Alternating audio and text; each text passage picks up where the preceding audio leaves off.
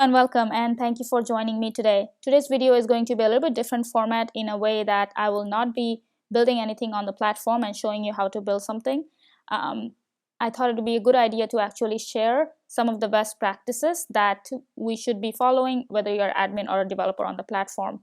And especially if you're beginning with your Salesforce journey right now, it's always a good idea to get started on the right foot, and things that I wish I had done differently when I was getting started with my career. So let's get right to it. So the number one thing I want to talk about is naming convention, and I cannot stress this fact enough that proper naming convention do matter a lot. And I'll tell you an example. So when you're getting started especially, it's so easy to just name them as test or test update or test insert or whatever that might be. And then we always think, okay, let's get this thing to work, and then once it starts working, we will change it back. And we all know that never happens. Things get pushed to production. Now, by the time you want to change the name, it's kind of too late, meaning you probably have an automation that's firing an email template or an email alert, and the email template name is different, and now you are like, okay, I wish I could have changed that email template. And this has happened to me. I'm talking from personal experience.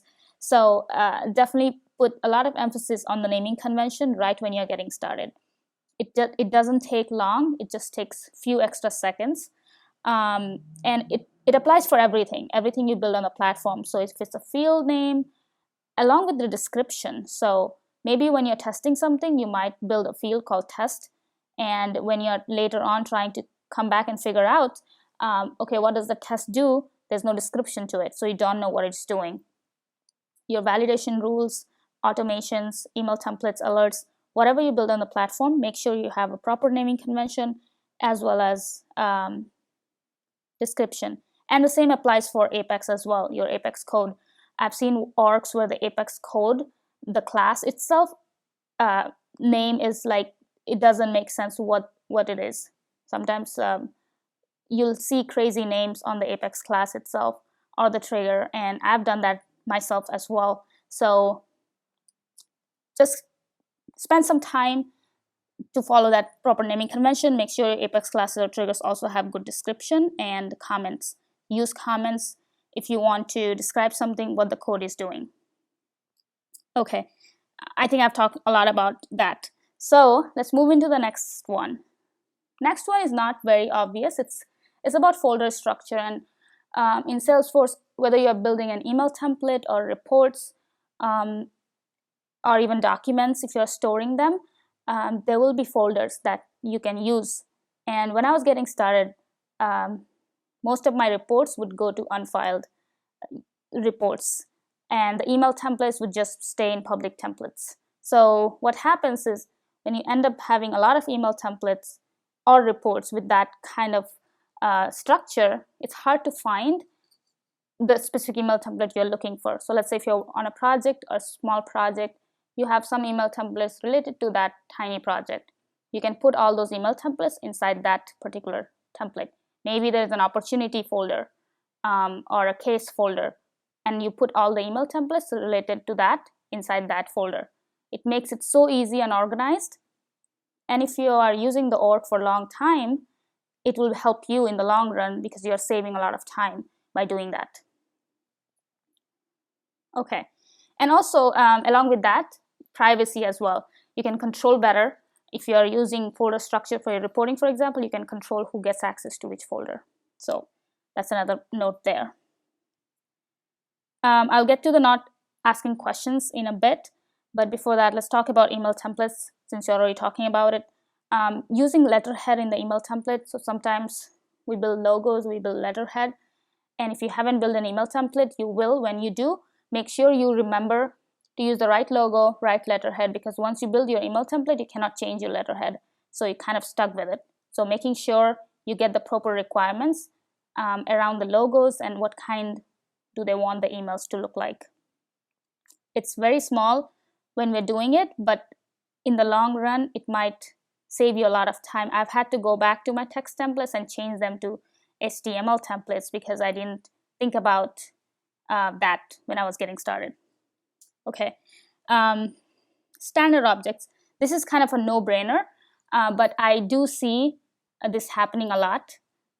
So you will see people using standard custom objects for things that you could use standard objects for. So know your standard objects before you start building custom objects. Especially in service, for example, case-related objects, there are tons of standard service objects that do things that you might want, for example, entitlements, milestones, things like that. Know your standard objects so you're not rebuilding and adding automations that Salesforce would do out of the box. So use that features that's available. Sometimes it is a good idea to use custom objects. Maybe you don't like how the standard task object work, and in that case, definitely make your own custom object, but try out the standard objects first. Okay, so next one is about list views. When we're getting started, it's very easy to just create a list view and make it visible to all. And I've done this as well.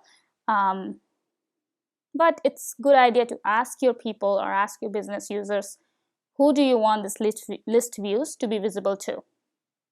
It's very easy to just go to your list views, and you can set it up right here, like who do you want your list views. Otherwise, you'll have a clutter of list views which all your users are seeing and they can't find what they're looking for. So you can share it right here. You can create groups, you can share it with a group of users, and so on. So you can control that, take advantage of that feature. Okay, and not using extensions. This is kind of more to save your time. So extensions like this one, Lightning Inspector or Salesforce Inspector. This is really good because let's say I was looking for a specific field on lead, okay, and that field is not on the layout. Now, if I didn't know how to code and I needed to see the field, what would I do? Either A, I would run a report, or B, I would go to the page layout, add the field, and then refresh the page, then look for the field. But instead of doing that, you can install this Chrome extension. You can just hit show all data, and then you get to see all the fields that you need. So it will show you all the fields that you have access to. This was like eye-opener for me when I found out about this extension. I spent so much time trying to figure that out, or I would always go to Developer Console to query that, but this saves a lot of time. You can do a lot of other cool things from here. You can also export data and things like that. Let me know if you want to know more about this. I can make a separate video dedicated to that extension. Okay, and then multiple automations. So we have all done this. You get a requirement, we go in the system and add another process. Maybe there's already a process on case, then we go ahead and add another process. We don't check what are already existing on the object. Maybe you have an existing automation that's doing a similar thing, or maybe you want to add extra step to that automation. So this is very, very, it's also best practices. Like you don't want to have multiple automations because at the end that will use up all your resources and you might end up with SQL errors, CPU time limit, DML errors, and so on. So be very careful in what automations you're putting into the system. And that applies to all across, like workflow rules, triggers, flows, processes, anything that you can automate on. So this is very important. And from early on, you want to start thinking in as a whole of the system, not just your specific work. So think Salesforce as a whole. Maybe there are multiple teams working on it, multiple business users are using it, you might have multiple stakeholders, but think the system as a whole, because Salesforce is one platform that all your business users are using. So it doesn't mean you are only going to focus on your tiny spot, and potentially that might cause some automation conflicts that might happen. So pay extra attention to that. Then I wanted to come to custom metadata and settings, and this is a little bit new, but when you're writing validation rules, if there is an opportunity, try to see if you can use custom permissions, custom metadata, custom settings to kind of control who gets the validation and who doesn't. So let's say you want a validation where opportunity amount cannot be greater than 50,000. Maybe you want admin to be excluded from that validation rule. Instead of hard coding that profile name inside your validation, try to use custom settings or custom permission. That will be helpful because then you don't have to hard code it. And if you have to turn it off, you can just go in the custom permission and turn it off. Let me know if you want me to make a video on how to do that, but just something to keep in mind if you get a requirement like that. Okay.